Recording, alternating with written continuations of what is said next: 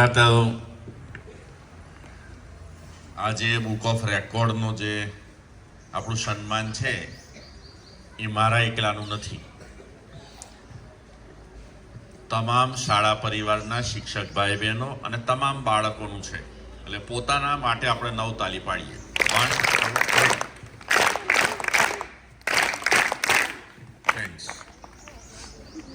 કારણ કે શાળા કોઈ પણ હોય, એકલા માણસને પ્રગતિ કરવી હોય તો ના થઈ શકે. શાળા પરિવારના બધા જ લોકો કોઈ પણ મૂવમેન્ટમાં જોડાય તો એ મૂવમેન્ટ, એ ચળવળ, એ કામગીરી, એ પ્રોજેક્ટ સફળ થાય ને થાય. લગભગ ઓગસ્ટ માસની અંદર આ વર્લ્ડ વાઇડ બુક ઓફ રેકોર્ડનું નો પ્લાસ્ટિકનું એક રજિસ્ટ્રેશન હતું. એ રજિસ્ટ્રેશન કરવાની મને ઈચ્છા થઈ. રાજ્ય પારિતોષિકનું એક ગ્રુપ છે અમારું, શિક્ષકોનું નેશનલ પારિતોષિકનું એક ગ્રુપ છે. એ ગ્રુપની અંદર અમારા બધા મેસેજ આવતા હોય અને એની અંદર મેં રજિસ્ટ્રેશન ફોર્મ, હું ફ્રી હતો એટલે ખોલીને મેં ભર્યું અને પછી આપણે એક સંકલ્પ કર્યો કે બને એટલી આપણે, આ મને ગમતી એક્ટિવિટી છે એટલે બાળકોને જોડ્યા, ઘણા શિક્ષકોએ પણ સહકાર આપ્યો અને સરસ મજાના આપણે ફોટોગ્રાફ્સ લીધા, એના વિડીયો લીધા અને લગભગ આવી રીતે 51,000 વિદ્યાર્થીઓ રાજ્યના જોડાયા. આપણે પણ અહીંયાથી સંખ્યા મોકલી હતી, જે બોટલ જમા કરાવી હતી બાળકોની તે, અને બોટલની સંખ્યા લખીને પણ મોકલી હતી. એક એક્સેલ શીટમાં આ માહિતી ભરવાની હતી. એટલે ઘરે ગયા પછી હું આ બધું કામગીરી કરતો હતો. તો આપણો સરસ મજાનું લગભગ 25 દિવસ એ કામગીરી ચાલી હતી. ભણવાની સાથે સાથે ખૂબ જ ઉત્સાહથી બધા બાળકોએ કામગીરી કરી અને બોટલની અંદર બીજું પણ પ્લાસ્ટિક ભરીને એને ફિટ કરી અને અત્યારે પણ એ આપણી પાસે સેવ છે, મૂકેલા છે. એને બીજા ઉપયોગમાં આપવા માટે અમારે વાતચીત ચાલે છે. એટલે તમને બધાને એક તો ખાસ અનુરોધ કરું છું, બને એટલું પ્લાસ્ટિકનો ઉપયોગ ટાળો. અને single use plastic, it is not good for our health. આપણા આરોગ્ય માટે બિલકુલ સારું નથી. અને એમાં સૌથી બેકાર પ્લાસ્ટિક હોય તો કાળો કલર, બ્લેક કલર. કારણ કે હું એની અંદર ડીપમાં ઉતરેલો છું. પ્લાસ્ટિકનું જ્યારે રિસાયકલ થાય ત્યારે છેલ્લે એનો બ્લેક કલર આપવામાં આવે. એટલે પ્લાસ્ટિકની અંદર રહેલો ખાદ્ય પદાર્થ તમારા માટે સારો નથી.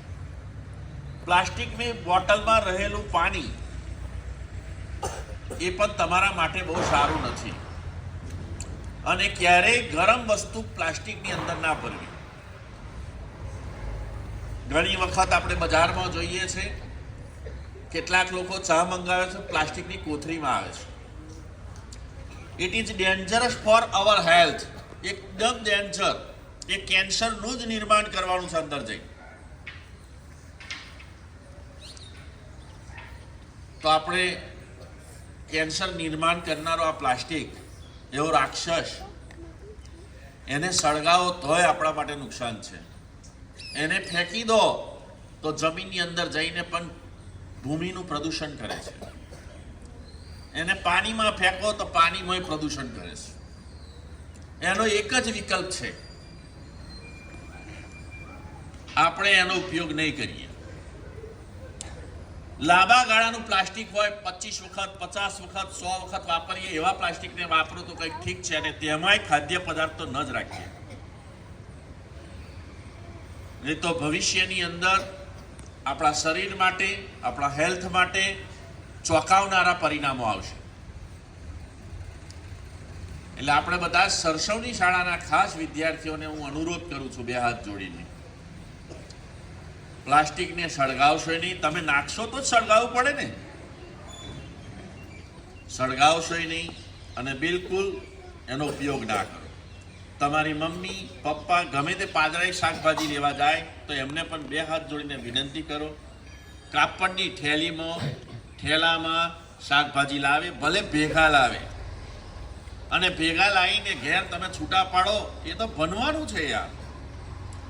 એને ક્લાસિફિકેશન કર્યું કહેવાય. રીંગણા અલગ, ગિલોડા અલગ. કેવી મજા આવે.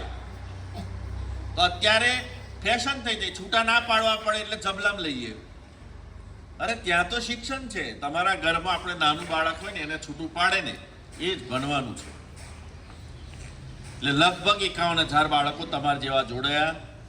1,51,000 બોટલો એકત્રિત થઈ.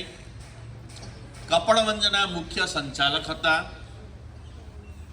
અને આ જુદી જુદી ટીમ નંબર આપ્યા. એમાં 9 નંબરની ટીમ આપણી હતી અને એ ટીમને 29 ડિસેમ્બરના રોજ ગાંધીનગર મુકામે આર કે રાવલ સાહેબ માનનીય મહેતા સાહેબ, જીસીઆરટીના ઘણા વિદ્વાનો અને જુદા જુદા નિયુક્ત થયેલા અધિકારીશ્રીઓના હસ્તે ગાંધીનગરમાં આ એવોર્ડ એનાયત થયો.